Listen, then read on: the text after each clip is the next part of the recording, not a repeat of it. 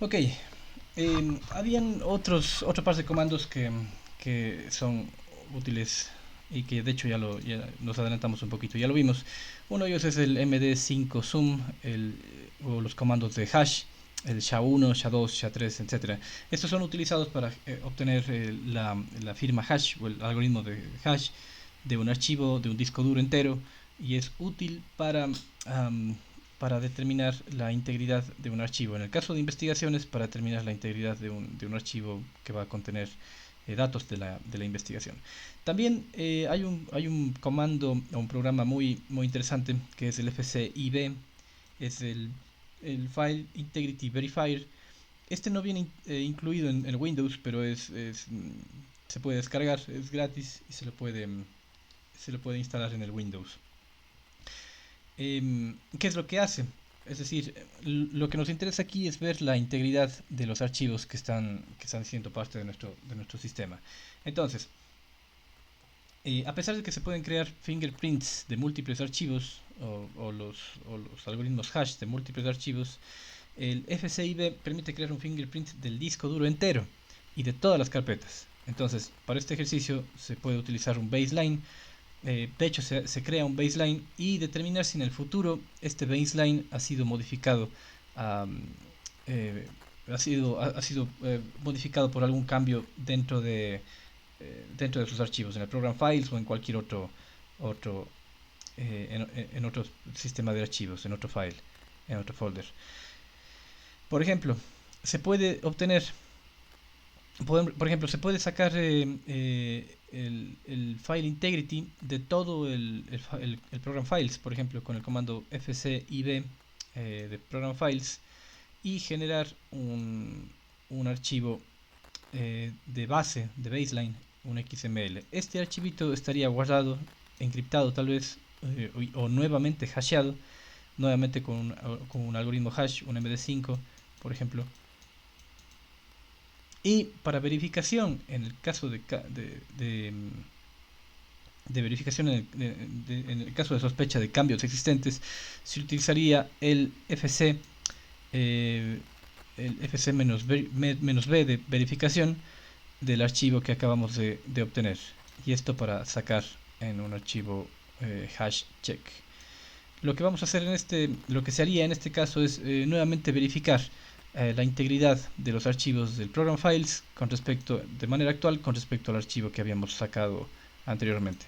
Si es que hubiesen cambios, este comando del fcib me mostraría si es que han habido o no cambios registrados en la carpeta, en el sistema de archivos o en el disco duro en particular. Entonces es bastante útil en el caso de que queramos confirmar de que no han habido, en el caso de program files, que no han habido instalaciones adicionales, modificaciones, eliminaciones, desinstalación de sistemas, etcétera.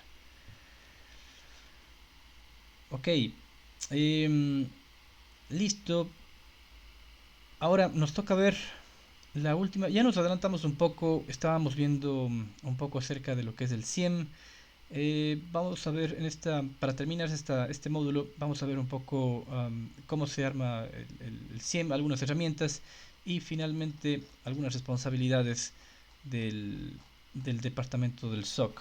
¿Qué les parece? Entonces, si mejor aprovechamos, ya casi son las 9. Eh, Démonos unos 30 minutos, porfa, para ir a desayunar. A ver, paremos esto. Habíamos adelantado ya un poquito el día viernes, eh, empezando hablando de lo que es el SIEM, la cantidad masiva de datos que recibimos de nuestros equipos de red, los servidores de correo, servidores FTP, proxy, todos los dispositivos de nuestra red nos empiezan a dar de alguna forma información masiva de lo que está sucediendo, y eso puede ser interpretado de alguna forma como un evento de seguridad que podría materializarse. Em, entonces, el fin del uso de esa data es la protección de los usuarios, la protección de los activos, cumplimiento de estándares, ¿sí? Puede ser estándares de cumplimiento de PCI, tal vez normativas internas, CEPS, ¿sí? Banco Banco Central o supers de bancos, perdón, supers de bancos, entre otras entidades, Arcotel, etcétera. ¿Sí? El fin también es llegar a proteger los datos como tal, los datos útiles para la entidad. Los datos útiles para la entidad, obviamente, creo que sabemos cuáles son, datos de clientes, datos de transacciones, etcétera, pero también hay datos que son útiles para el Departamento de Seguridad de Información, que son justamente esta información, los logs que nos botan todos los dispositivos de seguridad.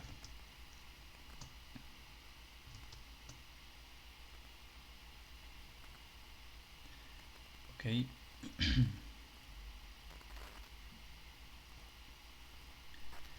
A la final, lo que queremos caer nuevamente, como les había indicado ayer, en lo que queremos mantener nuestra operativa es en la confidencialidad, en la integridad y en la disponibilidad de la información. Es decir, esto se puede realizar mediante puertas cerradas, incluso los logs, los logs que nos puedan enviar las puertas de los data centers. Generalmente los data centers están conectados a sistemas de monitoreo o cámaras, por ejemplo, de monitoreo, y estos dispositivos generan alertas o correos electrónicos cada vez que se abre la puerta de un data center, por ejemplo. Eso también es un log que también debería ser mantenido y resguardado durante un tiempo prudencial. Puede ser en su SIEM, puede ser en un servidor propio de syslogs, etcétera, pero mientras más información tengamos de nuestras redes, mucho mejor. Eh, las alertas que nos pueden dar, eh, bueno, hay un tipo de logs que realmente yo ya no los veo muy útiles cuando trabajábamos en la cooperativa. Tenían los guardias de seguridad una política. Los guardias de seguridad tenían que hacer firmar un cuadernito, un cuadernito de registro a todas las personas que ingresen a una área restringida. Pero ¿quién revisaba estos cuadernos, estos apuntes? ¿Quién revisaba estos logs? A veces nunca eran revisados. Cuando había un incidente no eran revisados tampoco los cuadernos. O cuando se necesitaba la información estaba incompleta. A veces los guardias se olvidaban de hacer firmar, la gente no firmaba. O cuando veían a alguien conocido decía, no, pase nomás, no hay necesidad de firmar. Entonces siempre fue este tipo de logs físicos en las que depende nuevamente del factor humano, son muy poco confiables, a veces ya hasta innecesarios. ¿Sí? Las alertas que nos den los firewalls, el Active Directory con respecto a contraseñas, alertas de datos no encriptados o encriptados, pues, dependiendo de lo que tengamos que buscar. Por ejemplo, generalmente cuando se busca datos sensibles de datos de tarjetas de crédito con un DLP en las computadoras de gente que trabaja en, en tarjetas de crédito, por ponerles un ejemplo, es, es una señal de alerta que existan datos de tarjetas en claro, si es que se llegan a encontrar, ¿no? Con el DLP se puede buscar coincidencias, no sé, por ejemplo, el BIN, el inicio del BIN 4042, por ejemplo, que es el BIN de Visa para las cooperativas, o 4047, no recuerdo cuál es, pero se puede buscar datos en claro y eso ya generaría una alerta. Accesos de VPN también, en lo que se refiere a confidencialidad. En lo que se refiere a integridad, las alertas que nos interesan son controles de acceso. Controles de acceso. Aquí, nuevamente, yo les insisto en buscar la mejor forma de hacer esto efectivo. Es muy fácil caer en falsos positivos. Eh, y también es muy laborioso tener una matriz de accesos, pero yo creo que es algo muy, muy posible para poder llegar a una correcta gestión de control de acceso. Eh, Protección de archivos de Windows, el uso de hash, el uso de algoritmos hash, eh, protección de los sistemas operativos para verificar cambios no deseados en los sistemas de archivos, en el program files, en el etc, en el sbin, etc. Y la disponibilidad. Como les había dicho, no es posible mitigar todos los riesgos. No es posible mitigar todos los riesgos, entonces debe haber equipos para respuesta a fallos y, en el peor de los casos, equipos en modo mirror para las bases de datos. Hay que tener en cuenta de que las bases de datos pueden ser eliminadas, y si no han sido eliminadas aún, hay que pensar en lo peor. Hay que pensar en lo peor. Nuestro trabajo es pensar en lo peor que puede pasar. Y hay que ser a veces pesimistas. No podemos llegar en esta profesión no podemos llegar y decir esperemos que nunca pase. No, tiene que pasar, va a pasar, y para eso hay que prepararse, ya sea con eh, base de datos en espejo, equipos de respuesta, de levantamiento inmediato para continuidad del negocio, etcétera. Ahora bien, la, la cantidad de logs que cada uno de estos equipos nos va a dar es enorme, pero debe ser utilizado con algún fin. Primero que nada, es, es, es recomendación, ¿no? Eh, en las empresas pequeñas donde ustedes trabajen, en empresas grandes donde ustedes trabajen, en cualquier tipo de empresa, si es que no han implementado un SIEM, yo creo que es momento de hacerlo. Eh, es un repositorio de logs, es un repositorio de logs que trabajan, que tiene compatibilidad con los syslog, ¿sí? Con los archivos, ay, perdón, vamos a esto por acá, con los, con los syslog, con los logs en formato syslog. Eh, Hay otros formatos de logs, pero yo les recomiendo que vayan experimentando o implementando sus propios SIEMs. Eh, hay algunas alternativas gratis. Puede ser Alimbolt. Alimbolt personalmente es mi favorito. Es sumamente amigable, es sumamente versátil. Eh, otro, otro, a ver, vamos viendo por acá. Aquí está. Tenemos Splunk. Splunk también tiene un módulo gratuito, bastante básico. Lamentablemente Splunk antes era abierto, era libre, pero cada vez se hace más comercial. Otro, me parece que es, déjeme ver. Otro SIEM es Asterisk. Eh, bueno, perdón, es Elastix. Elastix, pero no el servidor de telefonía. Elastix, el SIEM. QRadar también es una buena opción, sin embargo este ya es pagado, es un poquito costoso. Otra opción de Splunk, yo creo que tiene módulos gratuitos, es bastante bueno también, bastante amigable. Mucho tiempo que creo que no he visto Splunk, pero hasta donde tenía entendido se había hecho muy comercial, pero bueno, no creo que sea mala idea tenerlo en cuenta si es que ustedes quieren hacer alguna investigación, algún descargo de Splunk en sus empresas y empezar a ver cómo funciona. ArcSight es una de las mejores opciones, sin embargo es de HP, y HP ya conocemos que es un poquito costoso, pero es sumamente bueno. Para los compañeros que tal vez están en alguna empresa grande, yo creo que ArcSight es una de las mejores alternativas. De hecho, tal vez ya lo tengan, ya lo tengan instalado. Bueno, eso como una pausa publicitaria de lo que es algunos modelos de Splunk. Pero si es que me lo preguntan y si es que quieren una opción gratis que todavía tiene soporte, Alimbolt es software libre. Se descargan la ISO, configuran todos los equipos, obviamente le configuran como una IP a este SIEM, y todos los equipos ustedes los van a configurar. Tienen una parte de la configuración para envío de logs. Simplemente configuran a qué IP tienen que enviar los logs y listo. Los logs empezarán a ser enviados de forma centralizada a su Alimbolt. Lo que nos interesa es tener una agregación de logs de todas las fuentes, de todas las fuentes al menos que sean compatibles, como redes, base de datos, aplicaciones, servidores. Hacer una correlación.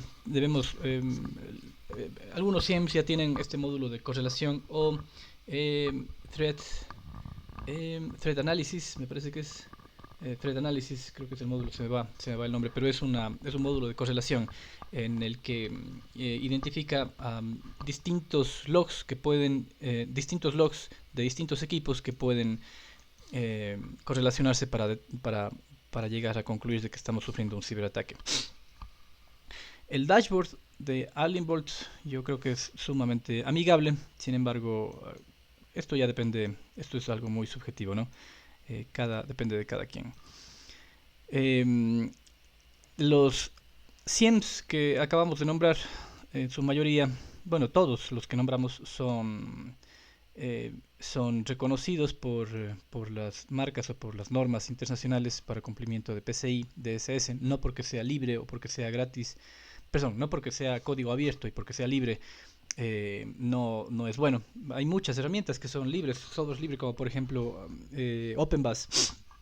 OpenBus es una herramienta para escaneo de vulnerabilidades que es gratuito, es software libre, tiene módulos pagados, sí. Bueno, no, creo que no es correcto utilizar el término gratuito cuando hablamos de software libre. Es código abierto y software libre, pero tiene algunos módulos que son pagados, pero no, nada es gratis de hecho. Em, que ofrecen cumplimiento con cuando alguien se quiere certificar, una empresa se quiere certificar en PCI, en la ISO 27001, estas herramientas como OpenBus herramientas como Alienbolt son sumamente reconocidas por estas entidades certificadoras. La retención. Hay que fijarnos también en la legislación vigente. Por ejemplo, como les había comentado, para la ley de bancos y cooperativas es necesario resguardar estos logs en tiempo real por lo menos un año. Sí, por lo menos un año.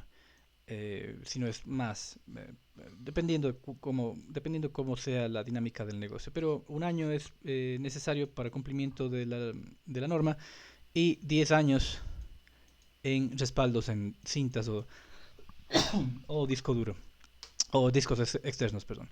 Esto a la final nos va a servir muchísimo para el análisis forense y para investigaciones, peritajes, etcétera.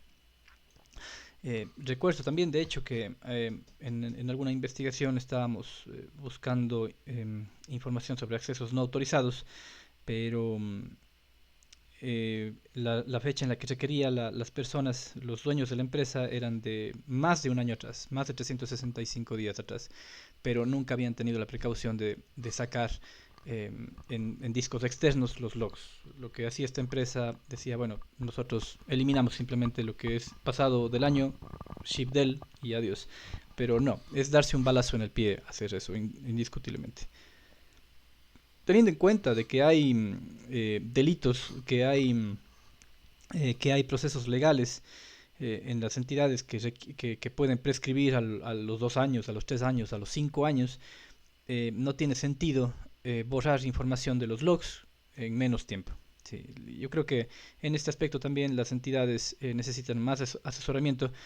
Como les había dicho, si ustedes pueden complementar su estudio, su parte de ciberseguridad con un poco de legislación, con un poquito de leyes, con un poco de derecho informático, eh, normativas, etcétera, es un plus, es un plus. Mientras más conocimiento tengan ustedes, no solamente de la parte técnica, sino de la parte de gestión, la parte legal, la parte de gestión de proyectos, es un plus enorme para sus carreras. Eh, Justo ayer estábamos conversando con los compañeros. A veces no es bueno encasquillarse en una sola carrera, ¿no? En una sola actividad, en un puesto de trabajo. Mientras más podamos ampliar eh, las áreas de conocimiento, nos volveremos mucho más valiosos.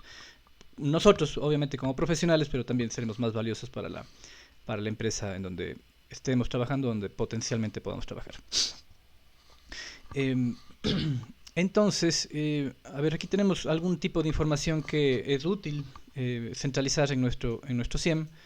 Por ejemplo, con respecto al rendimiento de los equipos, lo que nos interesa es información del CPU, memoria, hilos de procesamiento, a ver si es que estamos consumiendo demasiados recursos. Podría ser algo sospechoso en el que en un momento dado los recursos que está utilizando el dispositivo se disparan y empiezan a hacer un pico. Este tipo de comportamiento es muy, muy sospechoso y puede implicar que hay algún tipo de malware o algún tipo de infección en los equipos. Eh, Cuando hablamos acerca de directorios y archivos sensibles de los sistemas en sistemas informáticos críticos, como por ejemplo aquellos que guardan números de tarjetas de crédito. De hecho, PCI exige que se implemente una herramienta que se llama el FIM, el File Integrity Monitor, por parte de un proveedor calificado o certificado por PCI. Logs que nos puedan dar las aplicaciones locales de aplicaciones. Ustedes pueden incluso activar estos logs. Logs de aplicación, logs de seguridad, logs del sistema y otros más. Un ejemplo de ellos es el Active Directory, en donde ustedes pueden decir qué tipo de logs me interesa. Esto es bastante importante porque nosotros podemos segmentar qué tipo de información queremos recibir en nuestro SIEM, porque acuérdense también que la base de datos del SIEM o el almacenamiento es un recurso limitado. ¿Sí? Es un recurso limitado que puede ser, no sé, un tera al año, no sé. La asignación de disco también es algo costoso en las infraestructuras. Con un poco de éxito tendríamos asignado un tera, pero para los 365 días, y luego esto pasarle a cintas de respaldo, eh, para mantener la data 10 años atrás. Los syslog que puedan producir los protocolos TCP, UDP, también es importante en sus data centers. Existen a veces aires acondicionados, que pueden generar, que están conectados a la red y que pueden generar alertas en el caso de que haya un aumento de temperatura muy, muy crítico dentro del data center o la humedad empiece a subir demasiado. Como ustedes saben, a veces se encuentran data centers lejos, no en nuestro sitio de trabajo, pero en estos casos es necesario tener algún tipo de alerta funcionando y pruebas acerca de las alertas. Alertas del Active Directory. Esto es importantísimo. Incluso se puede generar casos de uso a partir de esta información. En el Active Directory lo que nos interesa es quiénes están de admins, quiénes son administradores de dominio, también qué usuarios han sido agregados, ¿sí? Si es que han sido agregados usuarios administradores del dominio, también puede ser una alerta. Cambios a nivel de host, logins, etcétera. Sí, todo esto, si bien no puede, mucha de esta información capaz que no amerita que genere una alerta como tal, pero sí que quede como un registro. Lo más importante en gestión de incidentes es tal vez no generar alerta por todo. Tal vez no estar generando una alerta de que hubo un ingreso a un servidor, hubo un ingreso a un aplicativo en particular, sino que todo quede registrado. Pero además de eso, es sumamente importante que estos logs no me estén mostrando que el usuario root, esto creo que les dije ayer también, es sumamente importante que los logs no me digan el usuario root acaba de ingresar a una IP de tanto, el usuario admin acaba de ingresar a otra IP. ¿Quién es root? ¿Quién es admin? Si en sus, si en sus departamentos de tecnología existen 5 o 6 personas que son administradores y todos usan el usuario root, de por sí ya estamos en un serio peligro de afrontarnos a un incidente de seguridad y no saber quién fue root, quién fue root a las 3 de la tarde, quién fue root a las 3 de la mañana, y es muy fácil lavarse las manos. Incluso he visto casos judiciales en las que se les ha acusado, por ejemplo, en entidades, no entidades grandes ni bancos ni nada de eso, sino por ejemplo ferreterías un poco grandes de aquí fuera de la ciudad, en donde una de las cajeras estaba haciendo anulando cheques anulando cheques en el sistema para hacerse cuenta como que no hubieran pagado los clientes, pero el dinero excedente en las cuentas ella se lo estaba transfiriendo a una cuenta personal. ¿Cómo es que se dieron cuenta de esto, de que la chica estaba haciendo estas anulaciones de los cheques y de pagos en el sistema? Bueno, pues la dueña solía hacer contabilidad una vez al fin de mes y empieza a ver que había puros cheques anulados. Ella llamaba a los clientes a decir, oiga, ¿por qué su cheque fue anulado? ¿O por qué no ha pagado? Y los clientes decían, no, aquí está mi recibido, aquí está mi factura, aquí está mi transferencia. Entonces empezaron a darse cuenta que la cajera o la persona que estaba a cargo de la parte de cobros durante años estuvo haciendo estas anulaciones de cobros y ella, creo que el robo ascendía a 60.000, a $70.000 dentro de esta distribuidora de equipos de ferretería.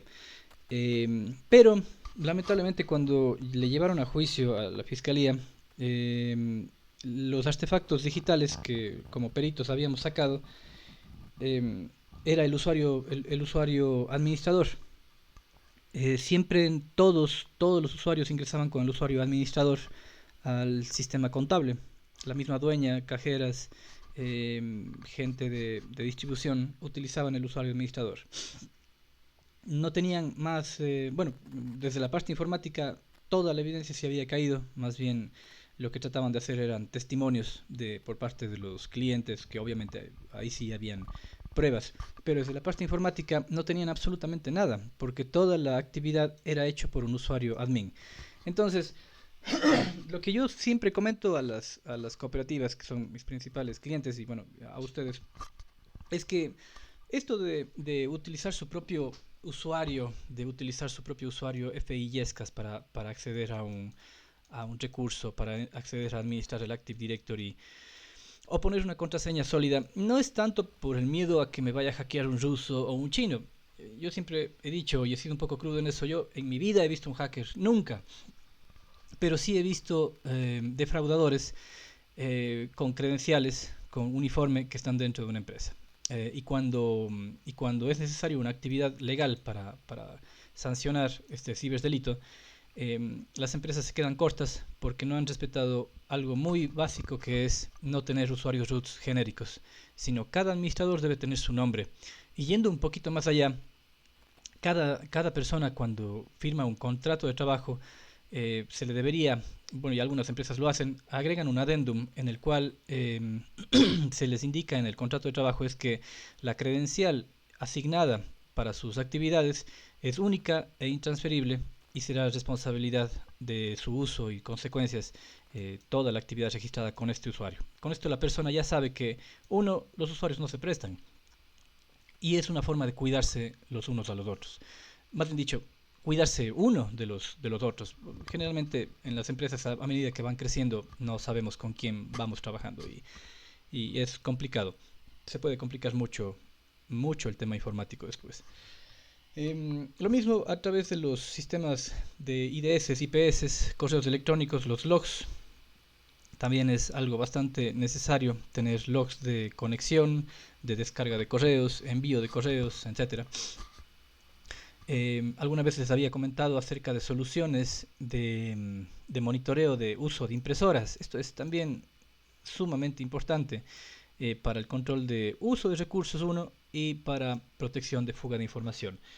Hay servidores, el que se me viene a la mente es el Blueprint, no recuerdo el proveedor, pero se llama Blueprint. Es un servidor en el cual las impresoras se centralizan, y este servidor empieza a llenarse también de logs. ¿Qué usuario imprimió qué documento? Imprimió un Word, imprimió un PDF, cuál era el título del documento, cuántas páginas se usó. Incluso se puede ir controlando cuántas páginas está utilizando un usuario, porque hay algo también que sucede mucho en las empresas, es que las impresoras y el papel empiezan a ser utilizados para cosas personales. Sí, entonces, una forma también de tener un poquito más de control de uso de recursos y de monitoreo de impresión, que es por donde también se puede fugar la información, es la implementación de estos servidores. El monitoreo del registry, habíamos visto también en el módulo anterior de análisis de malware, habíamos visto algunos programitas para verificar el cambio en los registros del sistema, cambio en en las llaves, en los case registry, y actualizaciones, ¿no? Que puede ser causado por un malware. Generalmente esto realmente es causado por los malwares en su mayoría. Accesos remotos y accesos a la base de datos. Accesos remotos, recuerden, ustedes pueden tener proveedores, pero los proveedores también deben tener un nombre de usuario que les caracterice. No es correcto que los proveedores ingresen con el usuario admin o con el usuario auditor Sí, esto es una falla también que veo siempre que, que veo en algunas entidades que permiten acceso a proveedores externos. O consultor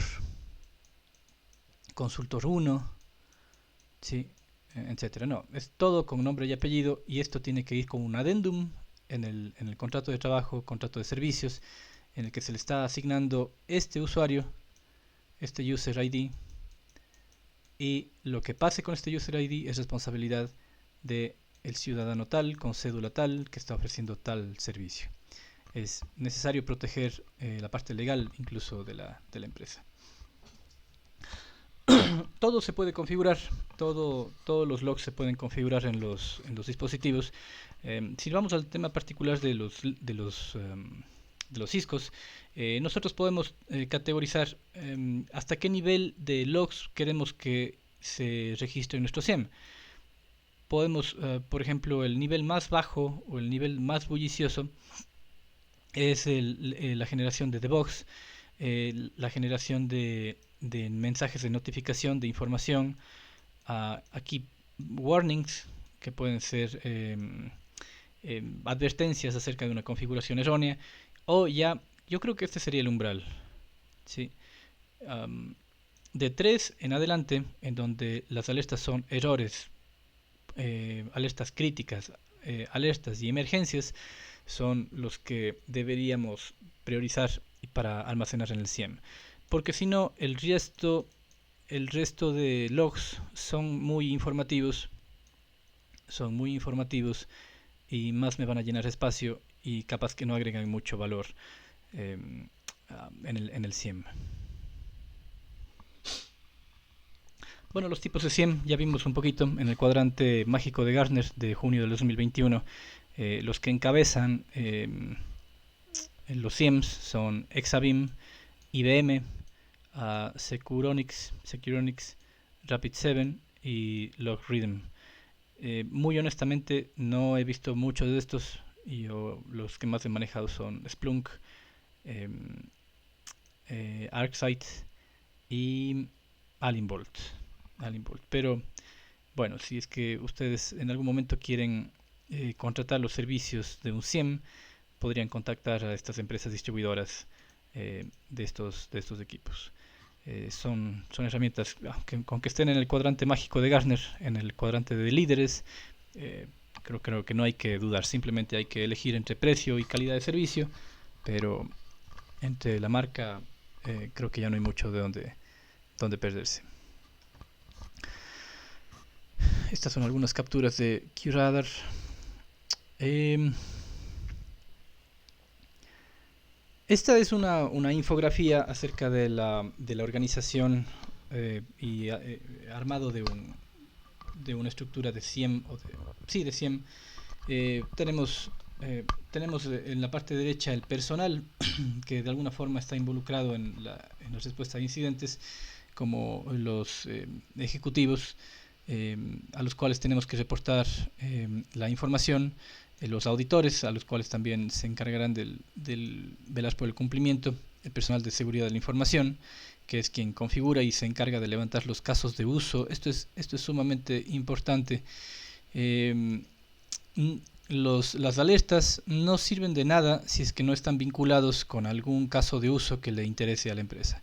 ¿Qué es un caso de uso? Es un evento que le preocupa a la entidad en torno a la información. ¿Sí? Si es que la principal preocupación es la alteración de info, el robo de información, pues debemos generar casos de uso que se traduzcan en ciberataques, pero que a la final, desde el punto de vista de la alta directiva, eh, la alta directiva, como les había dicho, no tiene por qué saber, no necesita entender qué es un DLP, no necesita saber qué es el grep. Sí, no necesita saber qué coincidencias son los números de tarjeta de crédito ni información de ese tipo, sino en términos generales, robo de información y alteración de información.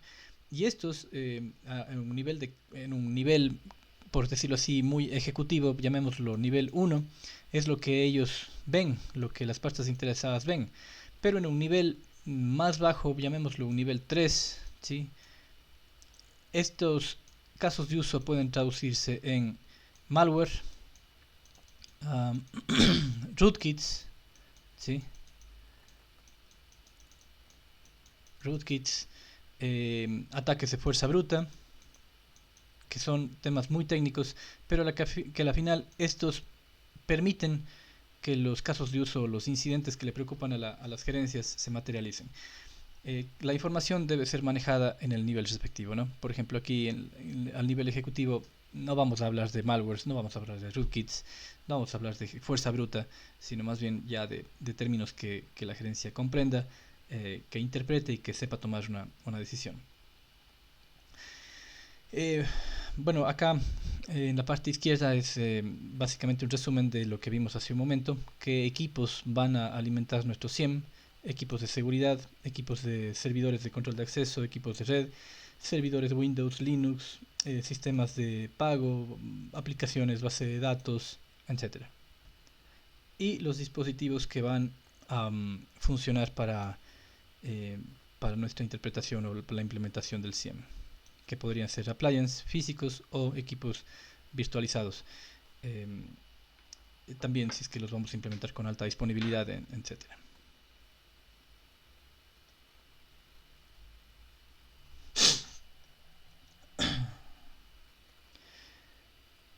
Ok, con respecto a los centros de operación de ciberseguridad, esto es algo también bastante crítico y bastante importante.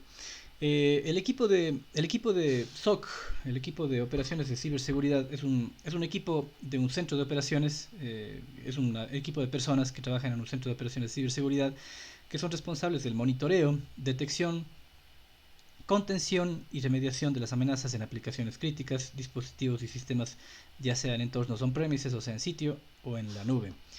La definición de los roles y responsabilidades ha evolucionado, así como la frecuencia y severidad de los incidentes de ciberseguridad. Sin embargo, no es una infraestructura barata y es el principal limitante a una empresa. Entonces, el SOC, como el ejemplo que yo les había puesto ayer, yo creo que una analogía muy acertada de lo que es el SOC es aquí a compararlo con el EQ911, por ejemplo. El EQ911 tiene vigilancia, tiene cámaras de vigilancia, tienen monitoreo, tienen patrullaje, personas que hacen patrullaje para estar atentos a una alerta. A la final, ellos lo que van a generar ellos es una alerta y lo direccionarán al personal capacitado para responder respectivamente a cada alerta. En este caso puede ser a la policía, a los bomberos, a las ambulancias o a los paramédicos. ¿Sí? Entonces, cada uno de estas áreas, policía, bomberos y ambulancias o paramédicos, ellos van a tener sus propios procesos y sus propias políticas para reaccionar a cada incidente. ¿Sí? Asalto, robo, asesinato, incendio. Cada tipo de incidente, cada tipo de incidente registrado va a tener su propio plan de respuesta y plan de comunicación. Exactamente igual es el tema de ciberseguridad. Como habíamos visto en la 27032, nosotros podemos hacer un catálogo de ciberataques y la forma en la que debemos reaccionar a cada uno de ellos.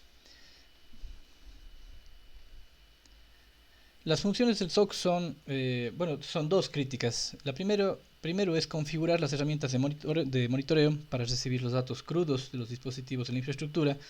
Estos logs o eventos de auditoría generados cada que existe actividad o eventos registrados en los dispositivos de un entorno tecnológico. Y segundo, la segunda función crítica es la de usar herramientas para encontrar actividad maliciosa o sospechosa mediante el análisis de logs. Esto no es una regla, pero por ejemplo AT&T categoriza al personal que interviene en un SOC de la siguiente manera. Analista de nivel 1 tiene muy profundos conocimientos en Linux, Mac, Windows, Python, Ruby, Java, Perl. Y bueno, estas son exigencias de gringas, por decirlo así. Un analista de nivel SOC debería estar... Sí, me iban a hacer alguna pregunta. Las certificaciones del SOC, analista SOC nivel 1, se pide, bueno, es deseable que sea CISP, pero son certificaciones un poco pesadas, no son baratas. Pero bueno, como les digo, este es un punto de vista un poco gringo, por decirlo así. ¿Qué es lo que hace el SOC, el analista del SOC nivel uno? Primero revisa las alertas. Es un cargo de 24/7 rotativo, obviamente trabaja fines de semana, especialmente feriados eh, y, y en horas nocturnas. Revisa las alertas y categoriza por relevancia y urgencia los eventos registrados. Su función es crear tickets para pasarlas al analista nivel 2, que tendrá una especialización correspondiente. Ejecuta escaneos de vulnerabilidad y pasa los reportes de vulnerabilidades.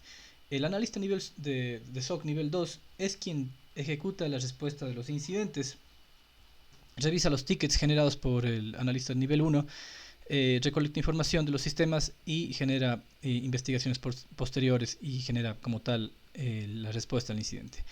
El analista nivel 3 es el Threat Hunter, que se llama, podría ser el Red Team. Sí, podría ser el famoso Red Team. Es el que busca, el que trata de encontrar amenazas, identificar amenazas, tal vez replicarlas dentro de la empresa, eh, para realizar test de penetración e encontrar vulnerabilidades dentro de la entidad para mitigarlas lo más pronto posible. Y el SOC Manager, el gerente del SOC, que supervisa la actividad del equipo del SOC, recluta, contrata, entrena, evalúa al personal y desarrolla planes de comunicación de crisis con la gerencia y partes interesadas. Justo ayer estábamos conversando, estos cargos ya son los que dejan un poquito de trabajar con las herramientas técnicas y más bien empiezan a trabajar en reuniones con otras áreas del negocio. La, la clasificación de los eventos también es un tema muy, muy importante en los SOCs. Es el verdadero valor de la recolección, correlación y análisis de logs que permiten identificar las señales de alerta. La clasificación de los eventos es básicamente la clave del éxito en esta etapa, al disponer de una metodología de clasificación de eventos para priorizarlos y poner primero los eventos críticos que requieran investigación adicional. Se puede poner, por ejemplo, también esta es una propuesta de AT&T, no es una regla, pero puede ser utilizado como un estándar útil. Los tipos de eventos o la priorización, por ejemplo, podría ser los eventos o incidentes en los que estamos reconociendo que nos están haciendo un ataque de reconocimiento y pruebas a nuestra red. Si bien esto no implica que ha habido un compromiso ya de nuestra infraestructura, puede ser una señal de alerta, no crítica, pero que sí pone en alerta al personal de seguridad respecto a que nos están tanteando, por decirlo así, nos están buscando vulnerabilidades. La ejecución de un ataque es cuando ya estamos viendo que nuestra red recibe intentos de SQL injection y ya tienen nuestros puertos identificados, están enviando ciertos exploits a un puerto que nosotros tenemos publicado, están buscando ya vulnerabilidades. Entonces esto puede ser ya la identificación de un ataque y un ataque como tal, que puede ser un nivel de criticidad medio. Pero ya la explotación y el hackeo exitoso, el acceso exitoso a la infraestructura, puede considerarse un nivel alto o crítico del, del, dentro de la respuesta a incidentes. La priorización entonces es clave en el proceso de respuesta a incidentes. No solamente implica priorizar eventos, también requiere una priorización, una valoración previa del activo. Como les había dicho, los eventos no se categorizan por el tipo de ciberataque, sino más bien por la criticidad del activo al que están atacando. Es necesario enfocarse en aquellos eventos que tienen más impacto en la operativa del negocio, por lo tanto, sobre los activos más críticos. Por lo tanto, como les había indicado, para tener una clara categorización o priorización, volvemos a nuestras raíces. Es necesario que exista un análisis de impacto al negocio, un análisis vía. Si no tenemos un análisis vía que es realizado por el área de riesgos, estamos trabajando a ciegas y estamos incluso malgastando los recursos. ¿Qué pasa si no tenemos un área de riesgos en nuestra institución? Pues la parte de seguridad es quien debería encargarse del análisis vía. De decir, bueno, vamos a identificar estos procesos críticos. Estos procesos críticos estarán compuestos por aplicaciones y activos y personas, aplicaciones, procesos, personas, eh, um, activos de software, hardware, y ellos deberán estar dentro del inventario de activos críticos y valorados con respecto a la tridimensionalidad CIA, ¿sí? Para tener un valor de del activo. Mantener la continuidad del negocio también es la principal responsabilidad del equipo del SOC, y es importante tener el inventario de activos actualizado. Nuevamente volvemos, o sea, creo que ya hemos dejado más que claro, ¿no? El análisis vía y el inventario de activos es algo crítico para poder tener una base de seguridad de la información en una empresa. La remediación y recuperación: mientras más rápida sea la detección y respuesta a un incidente, más probabilidad de contener el daño y prevenir ataques similares en el futuro. Generalmente la toma de decisión entre investigar y generar resiliencia ante el incidente está en manos de las cabezas, ¿no? O sea, ¿qué es para nosotros más urgente? Investigar quién fue, o ya pasó y no tiene que volver a pasar. Generar resiliencia. Es cruzar el trabajo conjunto con los interesados de la institución, los líderes del proceso y distintas áreas de software, de infraestructura y de seguridad. La recuperación generalmente incluirá las siguientes actividades: la restauración de los respaldos, parchar sistemas que vimos que no estaban parchados, la reconfiguración de los sistemas, la reconfiguración de la red, en el caso de que haya habido algún problema de desconfiguración, revisión del rendimiento de servidores y otros activos, validación de procedimientos de parches u otros controles de seguridad mediante la ejecución de escaneo de vulnerabilidades. Esto es un proceso repetitivo, periódico y que no puede faltar en su institución: el escaneo de vulnerabilidades. Finalmente, la evaluación y auditoría. Esta es la parte a que no muchos les gusta. Es óptimo encontrar y arreglar vulnerabilidades antes que un atacante pueda explotarlas. La auditoría, el auditor se encarga de buscar riesgos, eventos de riesgos y no conformidades.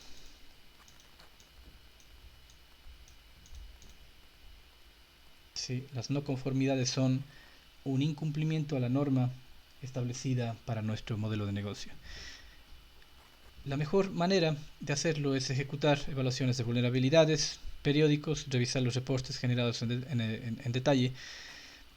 Es de tener en cuenta que estas evaluaciones identificarán vulnerabilidades técnicas, mas no de procedimiento. El escaneo de vulnerabilidades y el reporte de cumplimiento son actividades comunes en el proceso de revisión y auditoría para verificar el cumplimiento y determinar cómo realizar mejoras en la eficiencia del SOC.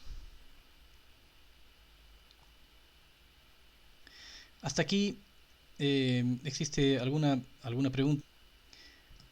Ok, entonces, hay 5 puntos que se deben cubrir, eh, 5 puntos que se deben tener en cuenta para la implementación de un SOC y para la implementación de un SIEM, para el análisis de logs y respuesta de incidentes. Primero, el descubrimiento de activos. Es la primera actividad en una postura de ciberseguridad. Es identificar los activos existentes. Un inventario confiable se me bloqueó el computador. Espérenme un segundito.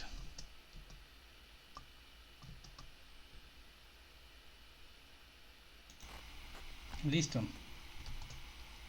Entonces, hay 5 puntos que hay que tener en cuenta en la parte de la implementación del SOC o cuando se dispone de un SOC.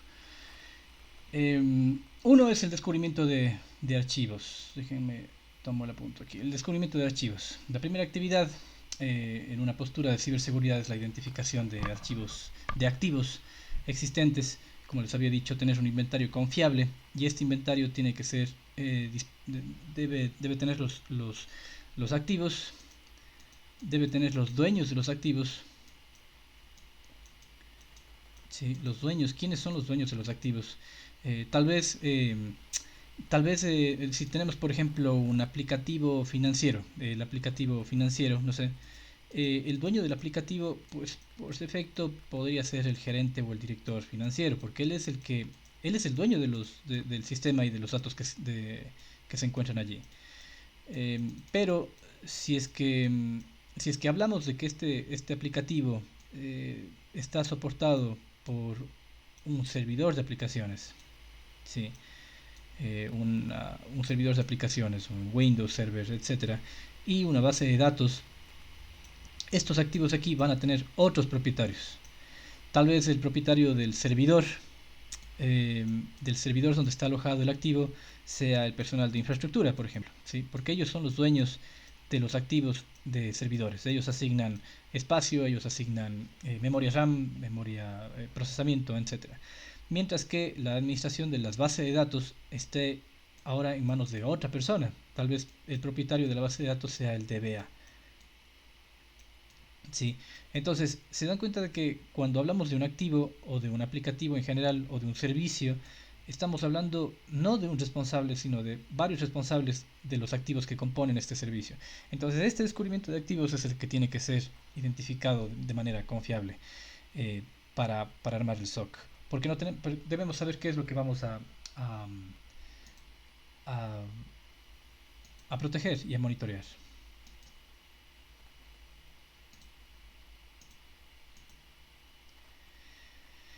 Otro punto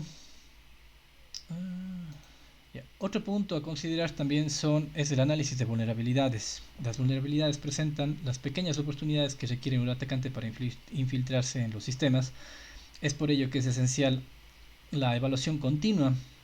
Algunos estándares, por ejemplo, PCI pide que se haga un análisis de vulnerabilidades del entorno cada 15 días. Sí, cada 15 días en búsqueda de vulnerabilidades en equipos tecnológicos. Adicionalmente, se puede estar sujeto a una variedad de estándares, como por ejemplo PCI. Como les digo, PCI pide cada 15 días. La CEPS, para el caso de las cooperativas, pide una vez al año un análisis de vulnerabilidades, pero yo pienso que un análisis de vulnerabilidades no debería pasar de más de 3 meses, para nada.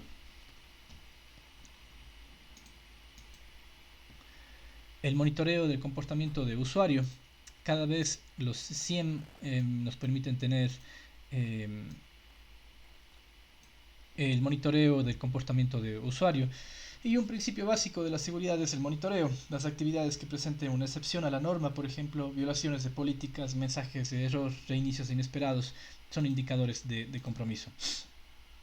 Para ello es necesario tener una línea base, un baseline del sistema y de la red que me perfile un comportamiento normal, entre comillas, para poder identificar anomalías.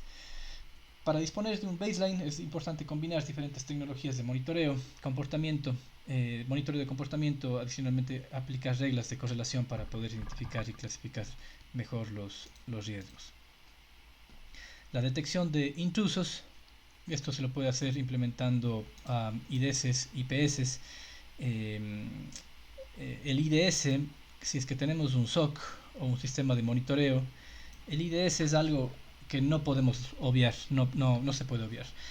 Se puede implementar un IDS o un IPS en línea o en modo mirror, de tal forma de que no impacte mucho o no tengamos este pretexto de que los usuarios están echándole la culpa a cada momento a este nuevo módulo de seguridad por lentitud, por bloqueos, etc. Es mejor que en la infraestructura, si nosotros tenemos un servidor que vamos a monitorear, dentro de la red de servidores nosotros tengamos el IDS en modo espejo o en modo escucha, en la que nuestra interfaz está en modo promiscuo, absorbiendo todo el tráfico que se está dirigiendo a este servidor.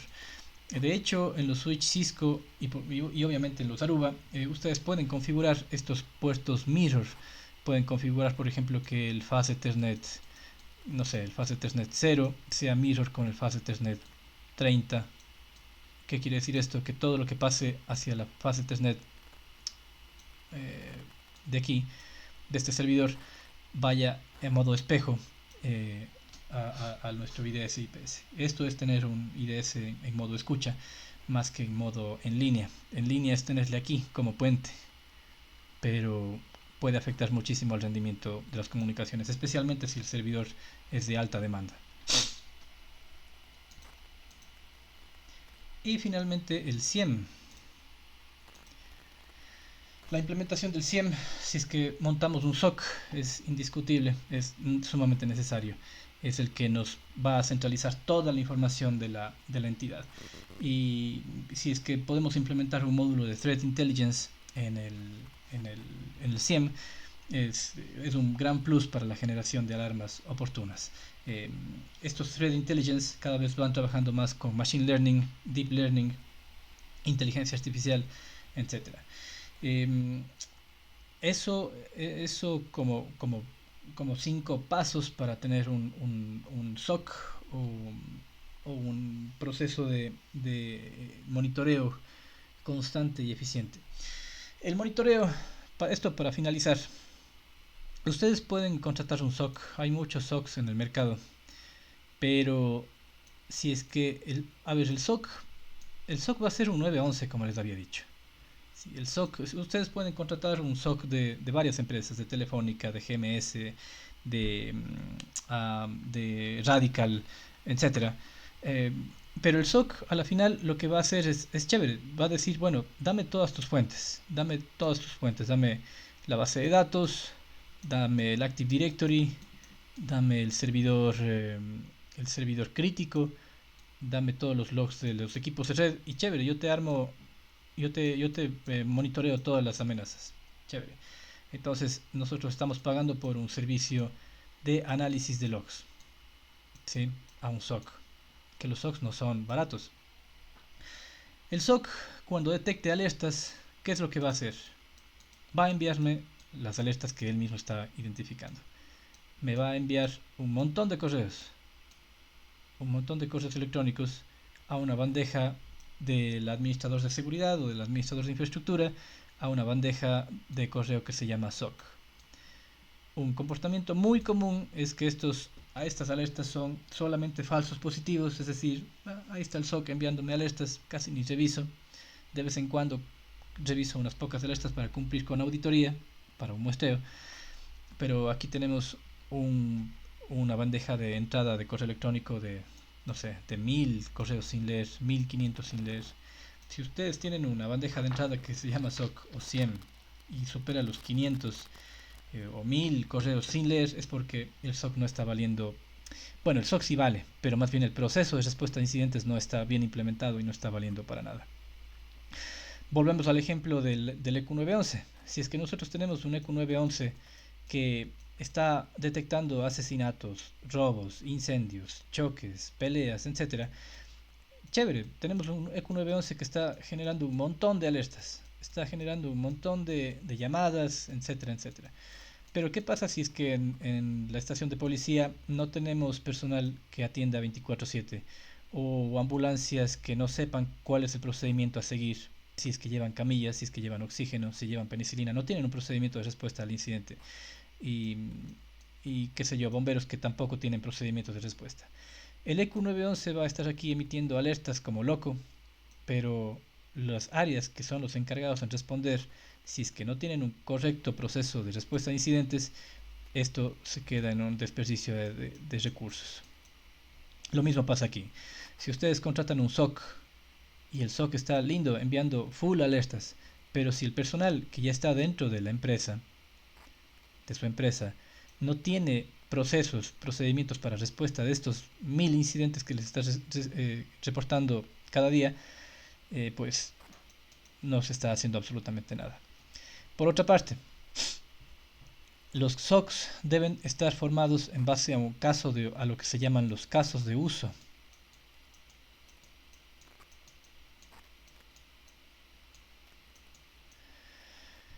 A un caso de uso.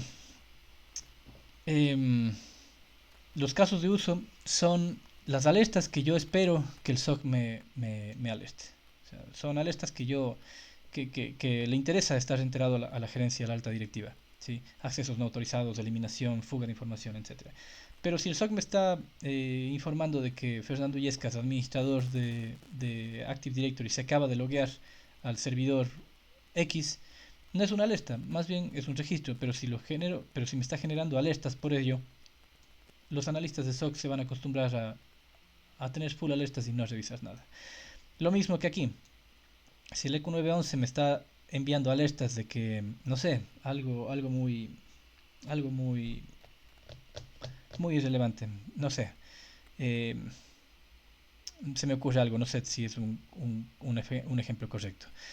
Si es que me está enviando cada rato mensajes al EMOF de que un auto se acaba de cruzar un pare o un auto se acaba de cruzar un semáforo en rojo, bueno, tal vez es algo que está pasando siempre aquí en Cuenca y capaz que al EMOF ya ni siquiera le interesa mucho estar detrás de la gente que se cruza un semáforo en rojo porque es algo demasiado común.